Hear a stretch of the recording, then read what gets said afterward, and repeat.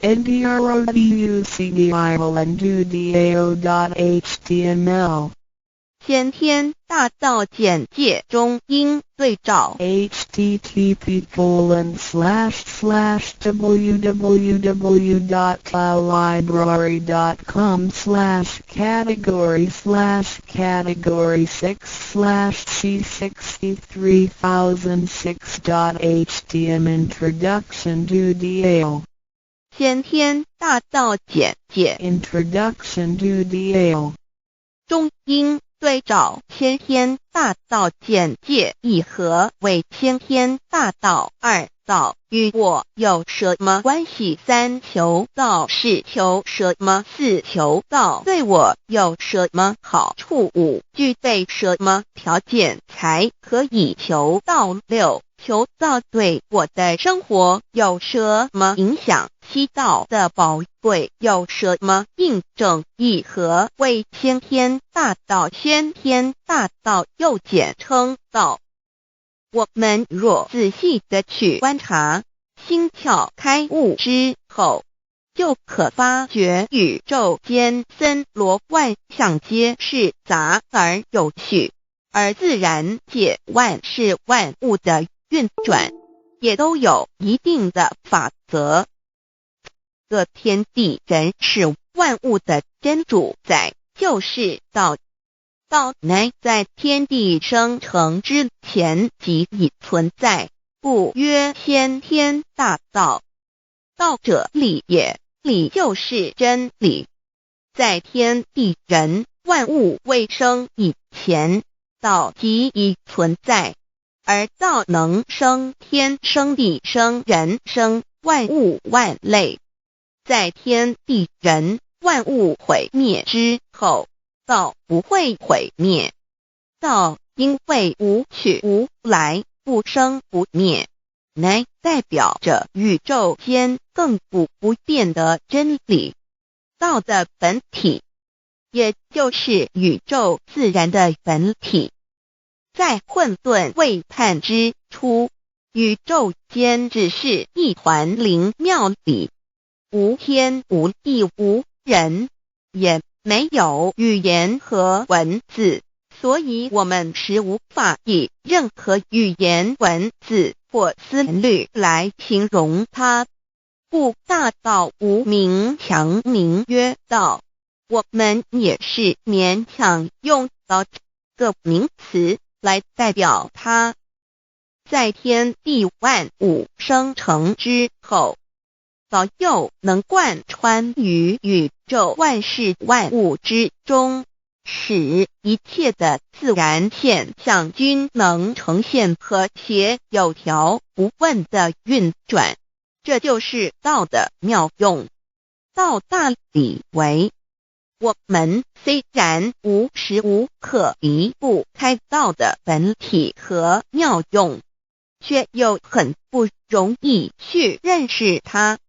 因此在2、3千年前，各教圣人应运出世，各化一方，针对当时天时地利及众生的根器，留下千经万典，传下诸多去恶从善的修持法门，同时也让芸芸众生认识了冥冥中宇宙万事万物均有一个真正的主宰，或称为上帝，或称为造化，或称为天主。我们称其为道或无生老，均是一名而同义。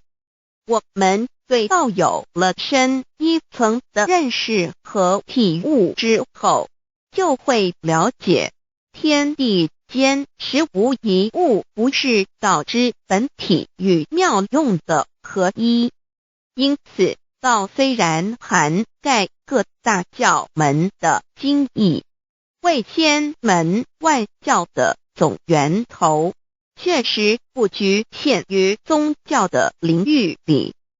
而上帝或老也不只代表着一切宗教的最高信仰中心，更是天地万事万物万类的根本源头与最高主宰及宇宙间永恒不变的真理之道。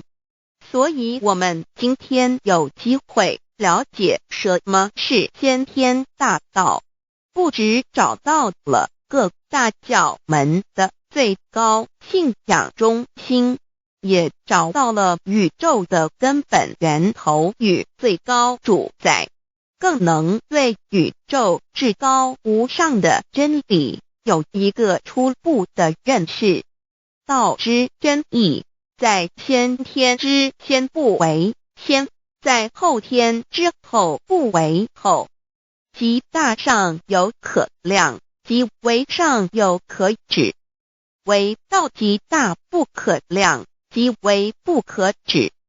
不所以大无不包，为无不入，无所不贯，无所不通，无所不彻，贯彻了天地人万物万类，贯彻了33天外，贯彻了千经万典，贯彻了千法万法，贯彻了千教万教，贯彻了千佛万祖，贯彻了我之一身。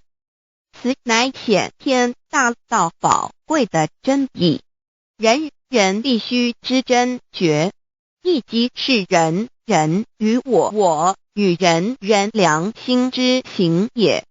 此乃万众一心，万国一家，世界大同，此先天大道之宝贵也。二、道与我有什么关系？道的宝贵在于它大而无所不包，细而无所不入。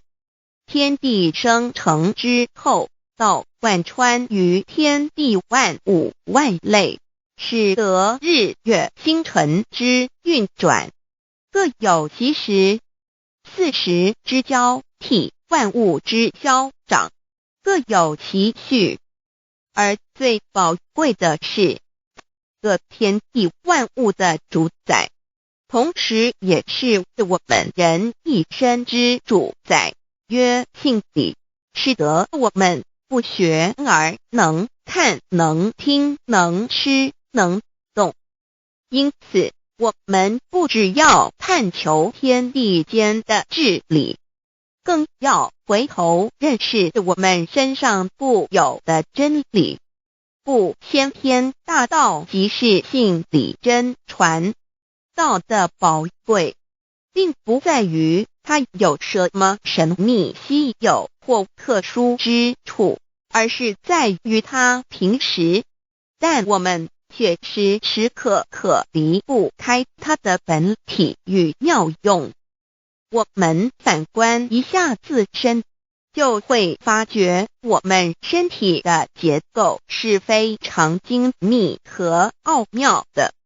我们轻轻地握一下手，就算是这么简单的一个动作，其中所牵涉到的所有关节物理作用、能量、化学反应、神经系统资料讯息之传输及脑部分析、判断和命令之下达，以目前全世界的科技知识和文明水准，也无法一一表达出来。但是我们做出个动作的能力，却完全不因个人知道上了程度的差异而有任何影响。无论是学识多丰富的学者，或是目不识丁贩夫走卒，无论是成人，或是刚出生不久的婴儿，都可以轻而易举地做出的动作。人人与生俱来，不学而知，不学而能，无增无减的良知良能，就是主宰我们一生的道。我们有学习而得到的知识和才能，有忘记的时候，有疏远的时候，而道的本体和妙用，不用学习，不用思考，大而能主宰宇宙的运作消长，小而能主宰我们一生之视听言动。我们有而不知其有，用而不知其用，却又无时无刻不能缺少它的不增不减，本自具足一切我们身上固有的道，因为就在我们身上，又称作自性老。我们了解了个主宰天地万物的道，在我们身上就有，它的作用不应受到我们赞美或否认而有任何增减。无论种族、肤色、国籍、宗教、信仰或贫贱富贵，均无分无别。因此，我们能求得先天大道，不只找到了宇宙的根本源头，也找到了不生不灭的真我。不只认识了宇宙，也认识了我一生的真正主宰。不只追求到了宇宙之治理，也找回了我身上本有的真理与良知良能。先天大道的根源是在我身上，原来固有的是我由先天带来的良知良能，即是我的良心。我的良心即是天心，天心即是道心，此心无形无相，即是真空。真空之妙，空而不空，空中妙有。妙有者，生天生地生人生万物万类之大本也。妙用者，万灵真在也，主宰天地人万物万类之真主宰，亦即是主宰我之一身。故曰道在无身，一切万能。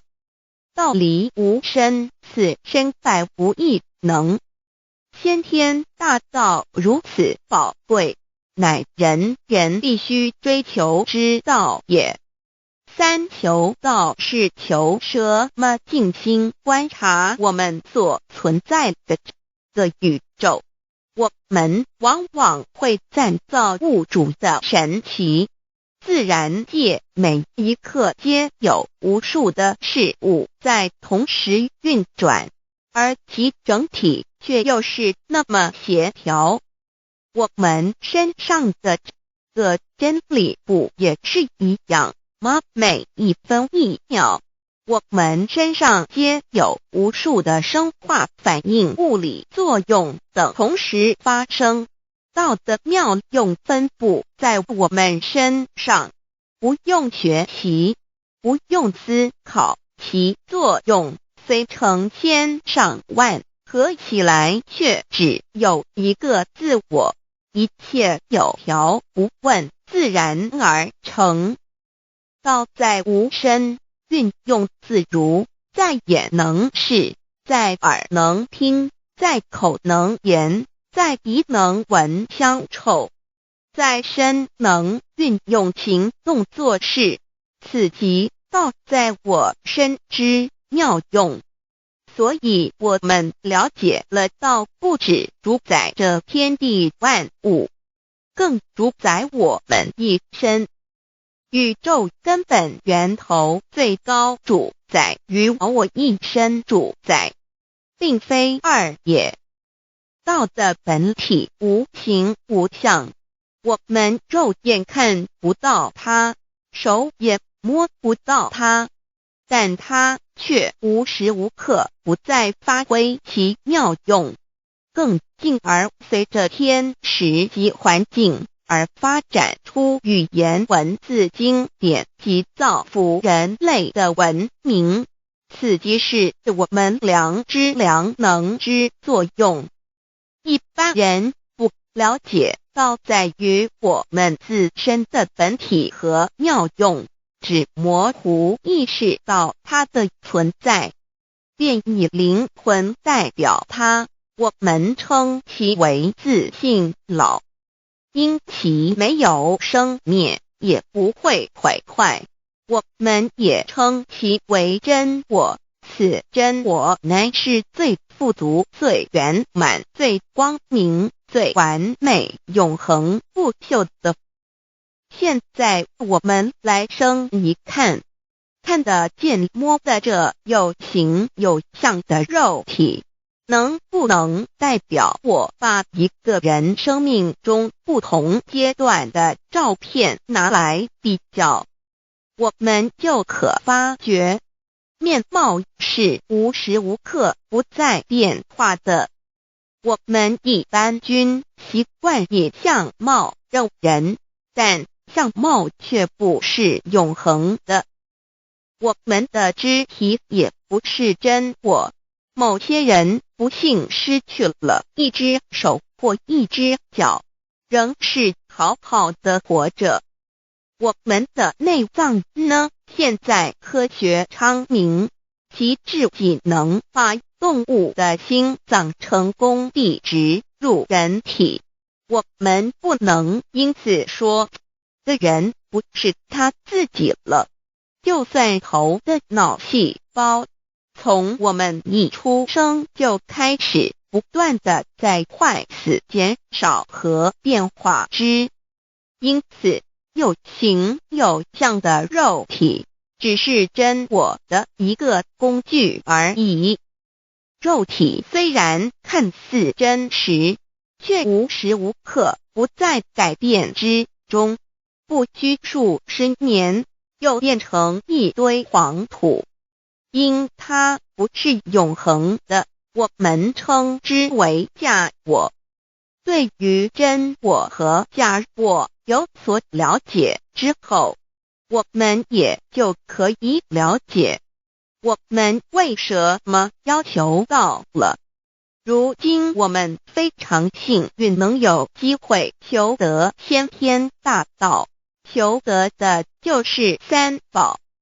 三宝简单明了，但也博大精深，其内容在求道时会详细解说。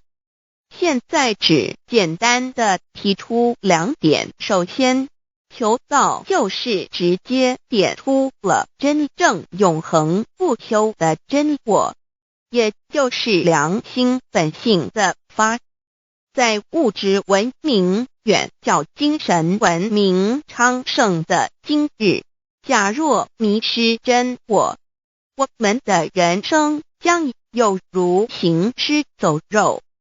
若是认假为真，更是我们为了盲目满足假我而做出害己害人的事情，造成自己在世时与死后的灾祸。因此，求道启发了我们内在本的真我良心，真我假我协调融合，使我们的人生不论存没，都是平安喜乐自在充实而有意义。其次，求道也就是开启了我们身上的正门，又称良心之门、智慧之门、慈悲之门。这个门非常的重要。当我们要离开一间房子时，自然由大门离去。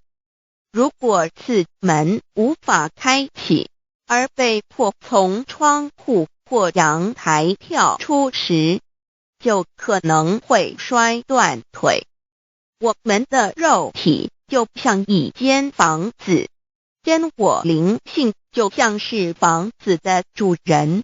当有一天肉体要毁坏时，真我灵性若不得正门而出，被迫另寻旁门，其恐惧与焦虑是无法形容的，这也导致了死后的痛苦与不安。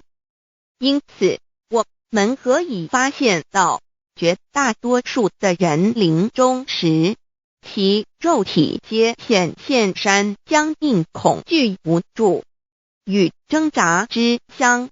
求道就是开启我们个生来死去之正门，也就是通天大路。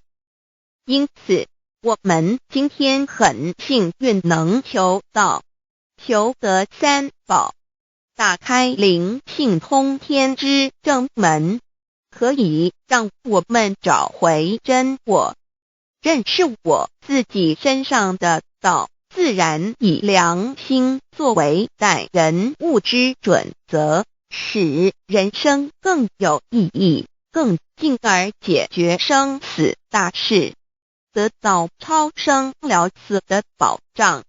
100年之后，回到我们的来不家乡。所以先天大道又是回天之道。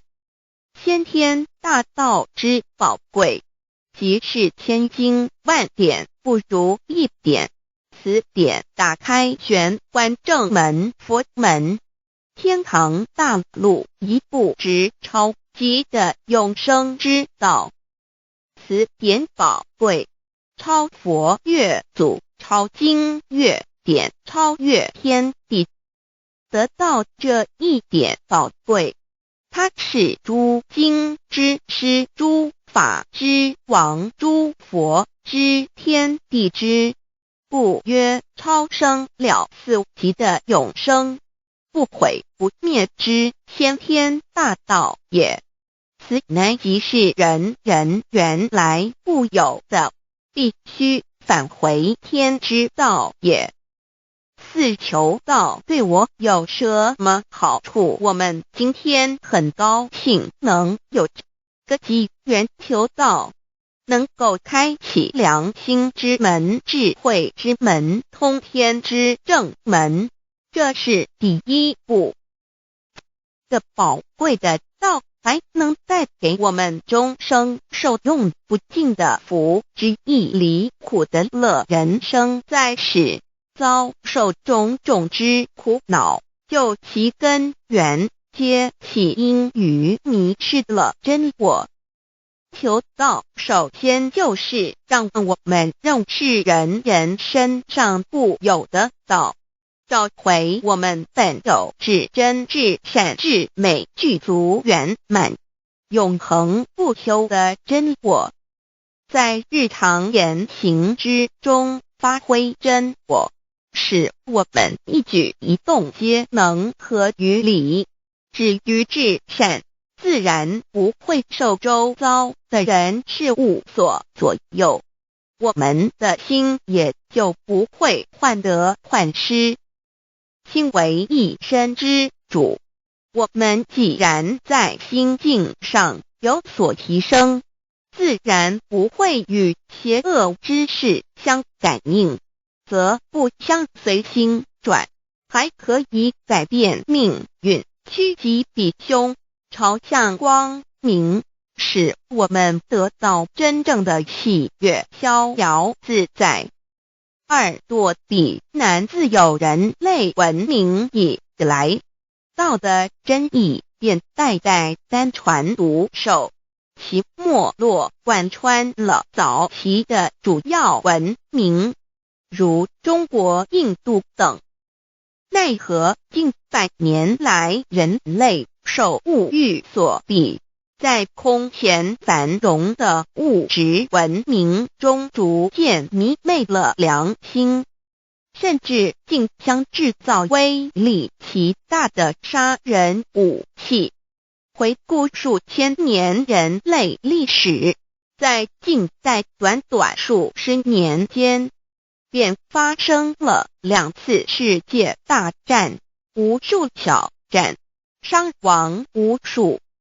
滥用科技文明，同时也损害了自然环境，造成大气臭氧层之破坏，全球性气候的改变，人心之变，干造了天灾人祸连连。人类已为自己酝酿了一个空前的浩劫，因此上帝洪恩慈悲，特将大道谱传于世，以挽救良善。求道以后，我们时刻存着道心，以良心待人处事。当遇有人力不可挽救的灾祸时，只要诚心使用三宝，必能灾必劫，逢凶化吉。此事验证甚多，不胜枚举。三超生了四人生，有如一段苦乐相参的旅程。遭受生存竞争、衰老、病痛、死亡等困苦人皆难免，而人间种种欢乐又往往是短暂易变的。尤其当旅程结束时，终究成空，归宿渺茫，更不禁令人凄独怅惘。是以智慧者有见于此，乃以超生了死，追求真实永恒的人生意义，为人生至高之目标。古代先修后的，因此古人为求超生了死，尽毕生之力苦修苦行，仍难以访得名师达成心愿。如今大道谱传，先走后修，在求道过程中，天命名师一指，开启了我们通天正门，先赋予超生了死的保障。我们得道以后，认识了真我，以真我为主宰，远离邪心妄念，让我们的心念、言语、行为，无论待人处事，皆合于良知。100年之后，真我灵性自然返回故家乡，永享平安喜乐。4成圣成贤求道，也就是为我们种下一个成圣成贤的正因道种。只要我们以智慧慈悲心境灌溉它，它必然萌芽开花结果。在此功利主义弥漫的黑暗时代，大道乃是光明的灯塔。求道修道，不仅让我们能够独善其身，更使我们有机会可以兼善天下。求道之后，只要我们时刻抱着道心良心，在日常生活中真诚实践道的精神，不计个人得失荣辱，努力使周围每一个人都可得享道的好处，让道的光明照亮每一个角落，尽其一生精进不懈，则在世即成就圣贤事业。归天之后，必证圣贤果位无疑。先天大道的宝贵就是天道天命，天命就是三曹名师，名师一点玄关开，打开正门佛祖来。天堂非在我身外，天上地下我都在。此乃先天大道的尊至贵至宝也。先天大道，天命宝贵，三曹名师这一点妙至极意，非是在言语文字相声音可得，非是在千经万典上的，非是在讲经说法上的，非是在世智辩聪上的，非是在博学才能上的，非是在才高八斗上的。以上皆是生死法对待法，非是超生了死脱对待了生死之法也。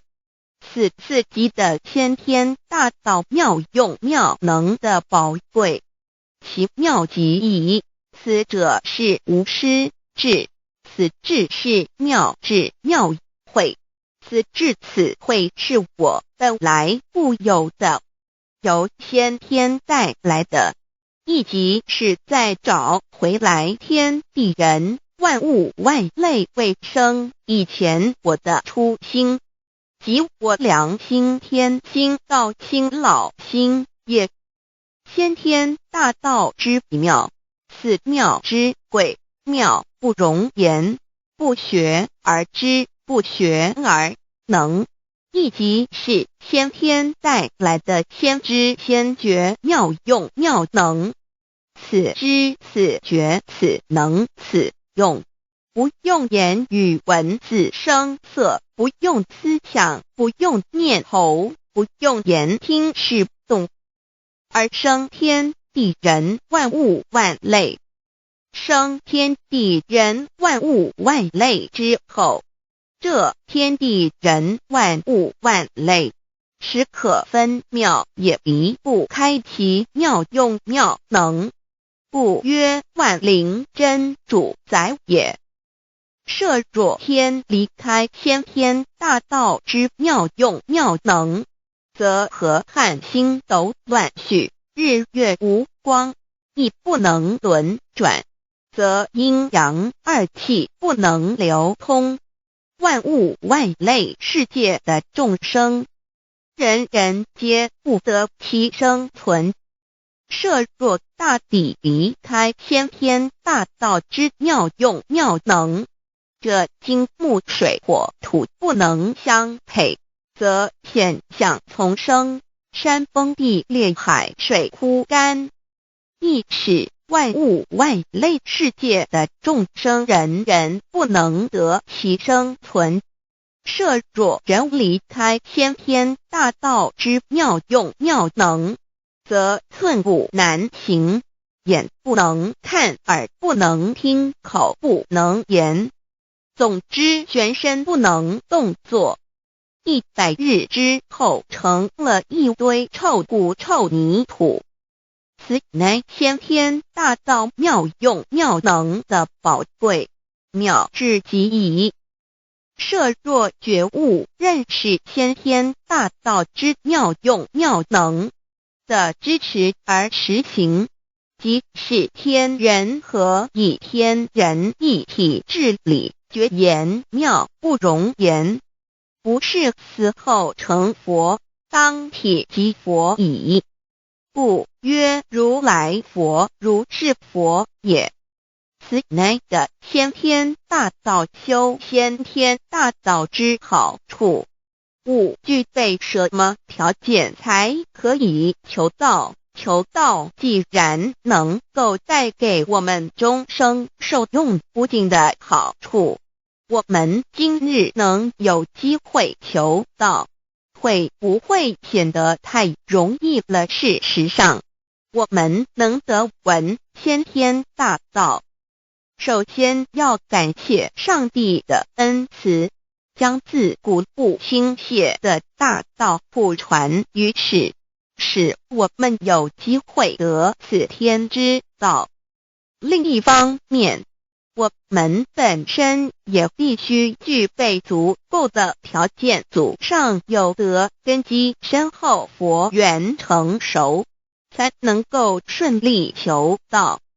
此外，我们必须向宇宙至高无上的造物主上帝发一个良心愿，此愿可归纳为3个要点：一得道以后，愿以明记并实践道的精神，也就是日常生活所思所言所行，皆愿以良心作为依归。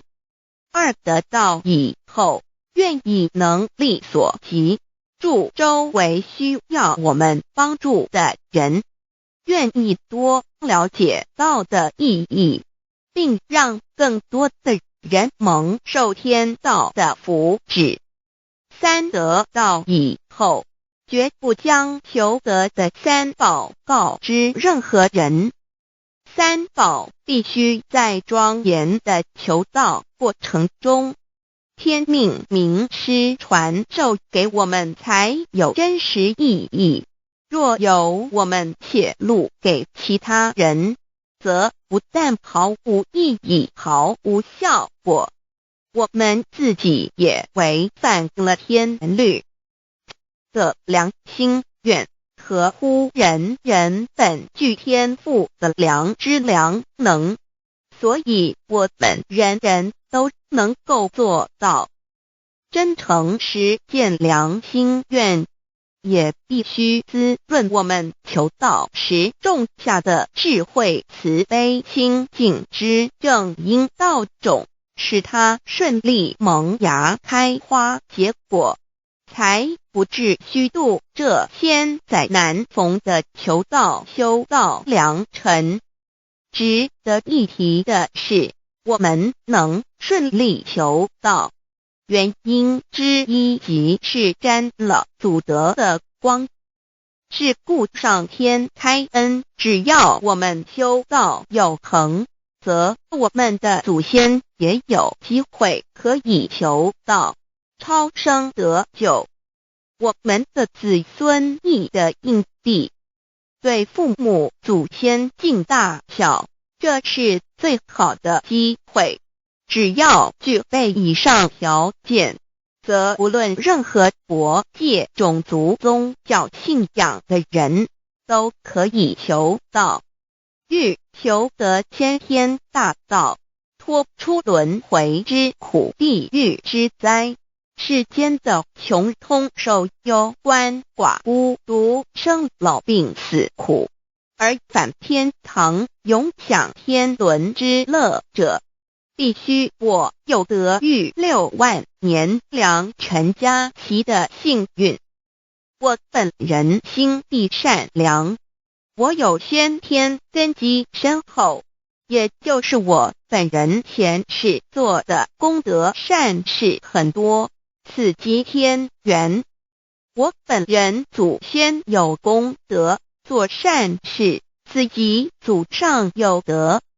我牧人遇到引导师度我得道，此佛缘已至。也就是前生我们一同做过功德善事，或一同有修过宗教，今生遇天道降世，一同得道修道，此乃佛缘已至。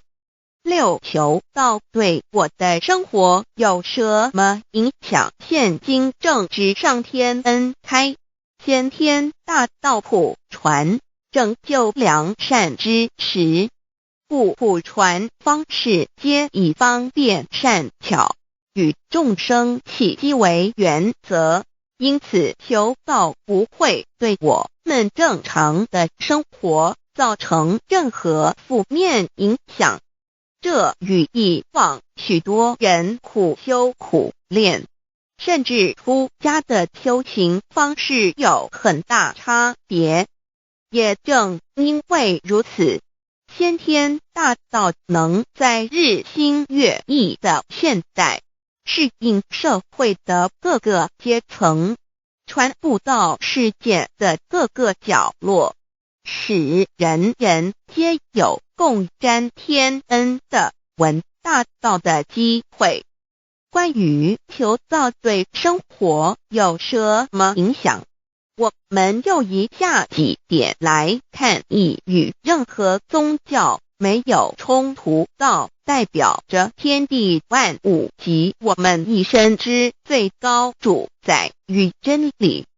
不止在各大门创始之前，甚至在天地未生以前，道就已经存在了。因此，任何教门，只要其教义是追求真理及实践良心，就不会与道有任何冲突。事实上，不止宗教，只要我们以探求真理的角度去观察，则自然界万事万物皆能与道吻合与印证。若我们原有某种宗教信仰，求道将不会造成任何抵触，也不会使我们背弃原有的信仰，反而让我们对真理的探求有更深一层的体认。二，以良心经为最高规戒每一个人生活环境中的文化习俗、时代背景、法律条文及价值观念都不完全相同，因此没有任何一个具体的规戒或条文能够适用于所有的人。所以求道后的规戒着重在我们每个人真我良心之实践，由真我良心主宰自己，而不是在经典之背诵上及律法之钻研上下功夫。三，不照良心愿行。有和透过很重要的一点，求道并非从外在加给我们良心与真理，而是借着开启我们智慧慈悲之门，找回我们身上固有的真理，让天理良心自然流露。因此求道后，所有真修实行之人皆是自动自发的。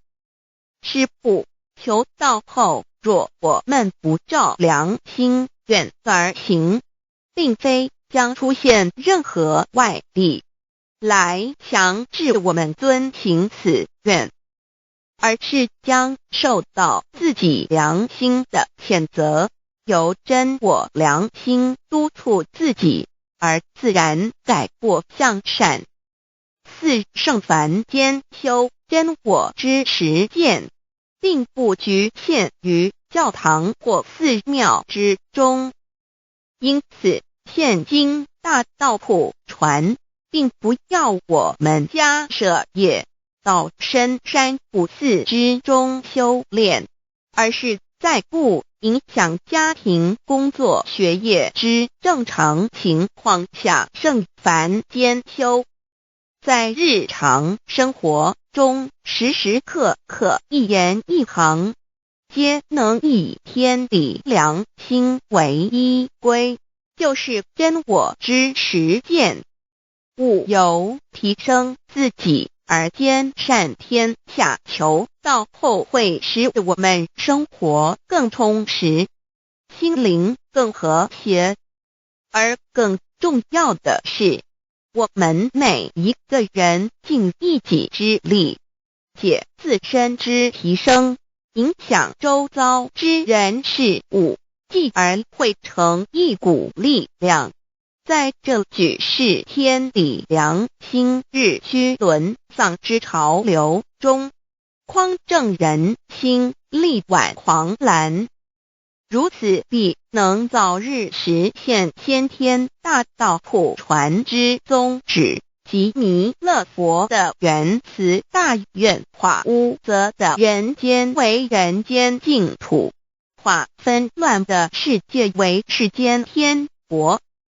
七道的宝贵有什么印证到是宇宙的至高真理？它的作用贯穿了天地万物万类，更是我们一生之最高主宰。真正了解了这一点，我们就会体认到，道是随时随处可以被印证的。许多贤贤得道之后，发出了大诚心、大信心、大智慧，真修真行，皆能参悟到，不只在各教经典之中可以印证到，其实在任何时间空间、万事万物我们之一身，甚至一草一木，皆离不开道的本体和妙用。体认至此，自然能发出永不退转之道心。而尚未求道或刚求道者，则需借助于一些具有形象看得到、感受得到的印证，以奠定初步的信心。任何人只要有求道，经过身但天命之名师点开玄关正门，传授三宝者，无论其功德高深为末，死后皆是身软如棉，面色如生，灵性由正门归天，东不品湿，下不腐臭，甚有多至数日不变，亦相满至者。目前的科技文明和医学知识还未进步到足以解释这种现象，但却无法否认个事实的存在。这种现象虽曾出现在某些宗教中，但极其罕见而珍贵，而求道之人除信道不笃与反道败德者不敢定论外，其余则比比皆是。肉身既显似瑞香，足可证其灵性已登善境，当无疑问。二人虽不为万物之灵，其实是很脆弱的。自从生在这个世界上，就难免天灾人祸的威胁，甚多以求道者，在遇到人力不可挽救之危急情况下，诚心使用三宝，皆能大事化小，小事化无。这种例证多得不可胜数，无法在此一一例举。以上两点虽然极为宝贵，但却是任何人只要一求道，借着上帝的天命宝贵，立刻就可以得到的保障。此后就随个人的诚心、智慧及对真理之实践，而有或深或浅不同的体认了。如人饮水，冷暖自知。希望各位具有善根，有机会能得闻大道的先生女士，皆能入宝山而满载而归，皆能求道而同真善境。 Introduction to DAOI. What is DAOI? DAO and MEII.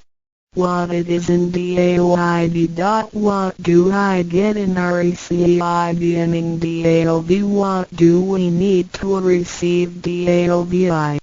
What impact does receiving DAO have on MEDII?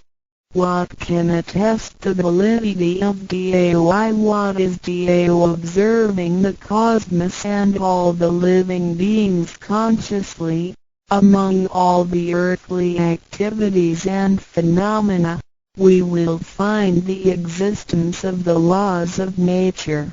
There is a supernatural origin which guides all the operations happening across the galaxy, the earth, and the human beings. We call this source DAO. Tao existed before primordial time, and even before the universe was merged. It is the origin of the world, and it thereafter nurtures all the creatures and beings. Since it is unchangeable and does not evolve with time, it is the ultimate truth. It is what all saints and sages throughout human history had been searching for. The essence of Tao is the foundation of nature. The law or the power that existed before the universe was formed is beyond description because there were no civilizations nor creatures, let alone languages. Since it cannot be applied any name, we simply call it Tao. After the world was merged, along with the mutations of the universe, we see the harmonious actions as exhibited in seasonal changes, rhythms of time and tide, and the balance of the ecosystem. We also find some conformity of human nature across various cultures. These prove the laws of nature.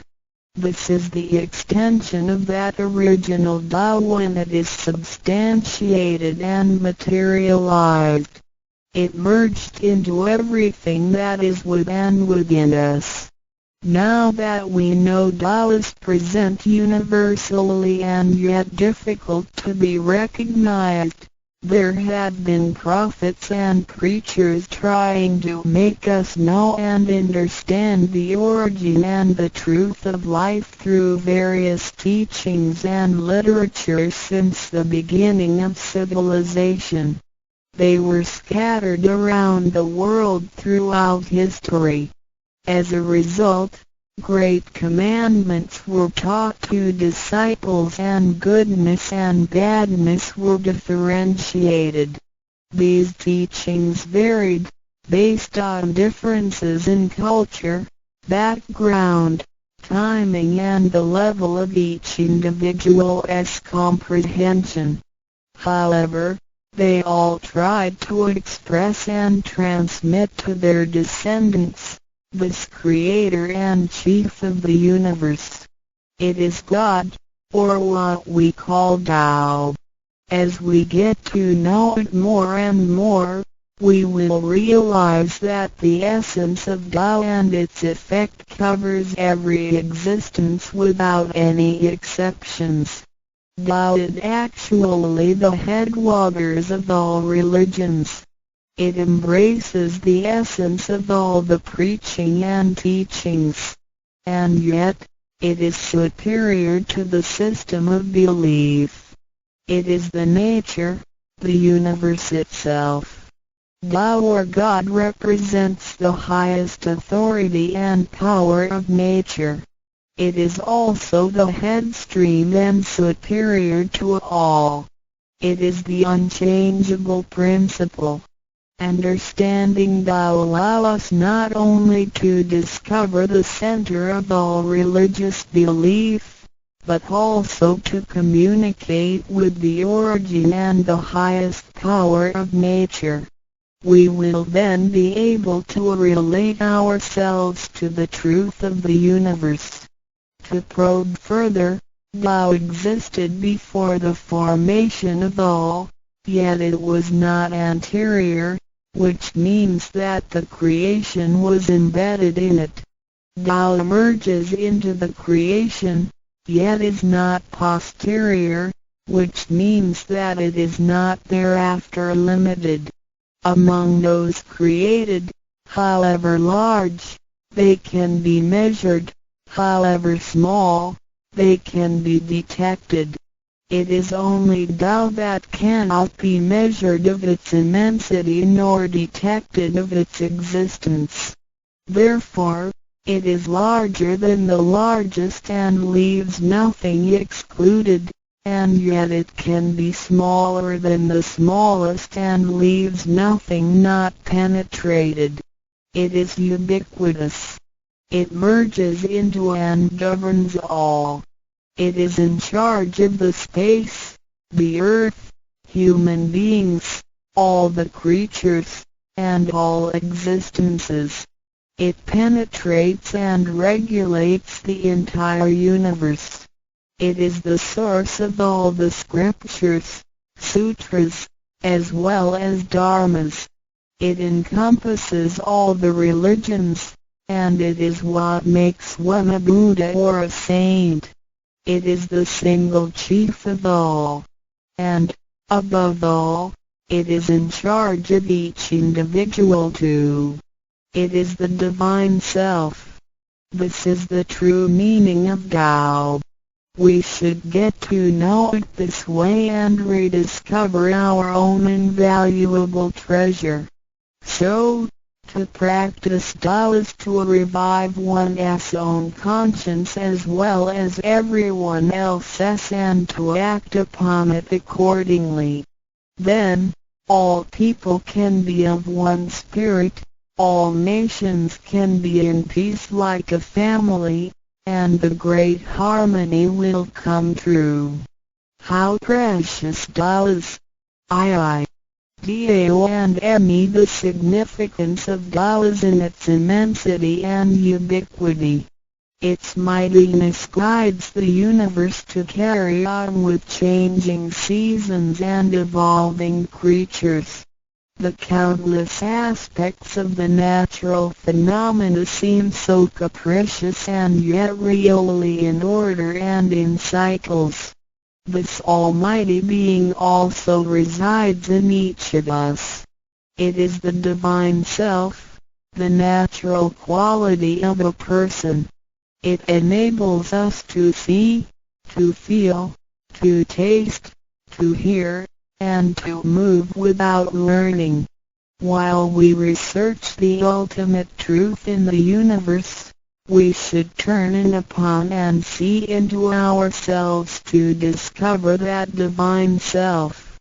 We will find the rules that govern the universe also comply with the way we are.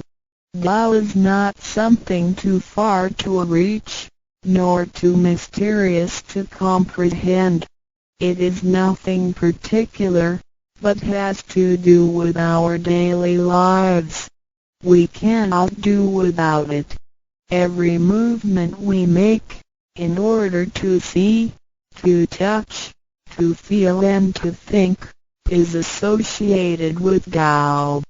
Consider how many wonders are hidden in our body, how delicately our physical functions are carried out. For example, when we shake hands, the components involved would include the coordination of joints and muscles, the chemical reactions of energy, the transmission of information through nerve systems, and the actions occurring in our brain such as issuing orders, making judgments and analyzing situations.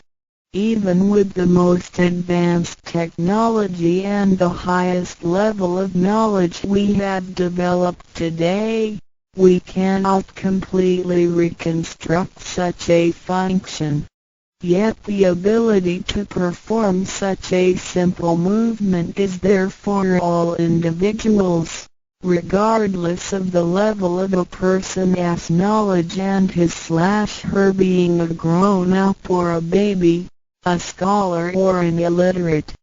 These are the kind of abilities we come equipped with naturally, without learning and being taught. It sits within us and is in charge of all. It is Tao, never diminishes nor inflates. Worldly knowledge acquired through learning can be forgotten. A gymnast can abandon his/her techniques and a musician can lose his/her skills without practicing.